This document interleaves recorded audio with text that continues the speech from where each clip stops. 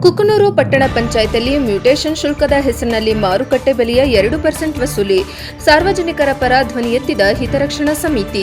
ಕುಕನೂರು ಪಟ್ಟಣ ಪಂಚಾಯಿತಿಯಲ್ಲಿ ಹಕ್ಕು ಬದಲಾವಣೆ ಮ್ಯೂಟೇಷನ್ ಪ್ರಕ್ರಿಯೆಗೆ ಮಾರುಕಟ್ಟೆ ಮೌಲ್ಯದ 2% ಶುಲ್ಕ ವಿಧಿಸಲಾಗುತ್ತಿರುವ ಕುರಿತು ಸಾರ್ವಜನಿಕರಲ್ಲಿ ತೀವ್ರ ಆಕ್ರೋಶ ವ್ಯಕ್ತವಾಗುತ್ತಿರುವ ಹಿನ್ನೆಲೆಯಲ್ಲಿ ಕುಕನೂರು ಪಟ್ಟಣ ಹಿತರಕ್ಷಣಾ ಸಮಿತಿಯ ಸಹ ಸಂಚಾಲಕರಾದ ಮಂಜುನಾಥ್ ನಾಡಗೌಡರ್ ಅವರು ಪಟ್ಟಣ ಪಂಚಾಯಿತಿಯ ಮುಖ್ಯಾಧಿಕಾರಿಗಳಾದ ನಾಗೇಶ್ ಅವರಿಗೆ ಮನವಿ ಸಲ್ಲಿಸಿ ಸಂಪೂರ್ಣ ಮಾಹಿತಿ ಬಹಿರಂಗಪಡಿಸುವಂತೆ ಹಾಗೂ ಸಾರ್ವಜನಿಕರ ಮೇಲಿನ ಆರ್ಥಿಕ ಭಾರವನ್ನು ತಕ್ಷಣ ಕಡಿಮೆ ಮಾಡುವಂತೆ ಆಗ್ರಹಿಸಿದರು.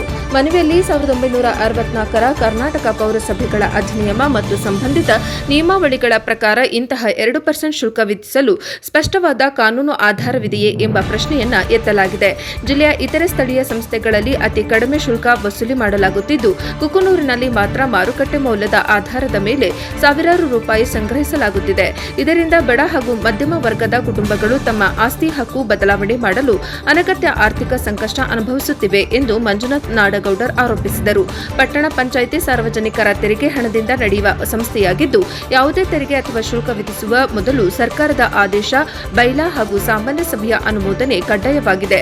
ಆದ್ದರಿಂದ ಈ 2% ಶುಲ್ಕ ವಸೂಲಿಗೆ ಸಂಬಂಧಿಸಿದ ಸರ್ಕಾರದ ಆದೇಶ, ಸಾಮಾನ್ಯ ಸಭೆಯ ನಿರ್ಣಯ, ಬೈಲಾ ಮತ್ತು ಲೆಕ್ಕಪತ್ರಗಳ ಸಂಪೂರ್ಣ ಮಾಹಿತಿಯನ್ನು ಸಾರ್ವಜನಿಕರಿಗೆ ನೀಡಬೇಕು ಎಂದು ಅವರು ಒತ್ತಾಯಿಸಿದರು.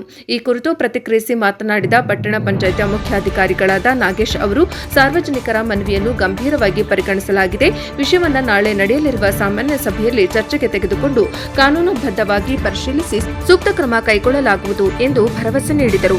ಈ ಸಂದರ್ಭದಲ್ಲಿ ಸಮಿತಿಯ ಸಂಚಾಲಕರಾದ ರವಿ ಜಕ್ಕ, ಸದಸ್ಯರಾದ ಬಸಪ್ಪ ಲಾಲಗೌಡರ್, ಬಸವಣ್ಣ ಇಬೇರಿ, ರಾಮನಗೌಡ ಅರಶಿನಬೇಡಿ, ಶರಣಪ್ಪ ಚೆಂಡೂರು, ವೀರೇಶ್ ಸಬರದ, ಮಾಂತೇಶ್ ಹೂಗಾರ್ ಸೇರಿದಂತೆ ಹಲವರು ಉಪಸ್ಥಿತರಿದ್ದರು. ವರದಿ ಚೆನ್ನಯ್ಯ ಹಿರೇಮಠ, ಪ್ರಜಾಪವ ಟಿವಿ, ಕುಕನೂರು.